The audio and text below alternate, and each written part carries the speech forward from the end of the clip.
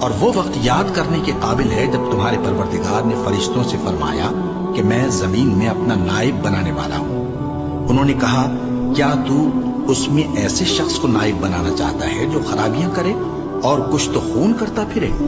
اور ہم تیری تعریف کے ساتھ تسبیح و تقدیس کرتے رہتے ہیں۔ فرمایا میں وہ باتیں جانتا ہوں جو تم نہیں جانتے۔ اور اس نے آدم کو سب چیزوں کے نام سکھائے، پھر ان کو فرشتوں کے سامنے کیا اور فرمایا کہ اگر سچے ہو تو مجھے ان کے نام بتاؤ۔ انہوں نے کہا تو پاک ہے، جتنا علم تو نے ہمیں بخشا ہے اس کے سوا ہمیں کچھ معلوم نہیں، بے شک تو دانا ہے، حکمت والا ہے۔ تب اللہ نے آدم کو حکم دیا کہ آدم تم ان کو ان چیزوں کے نام بتاؤ۔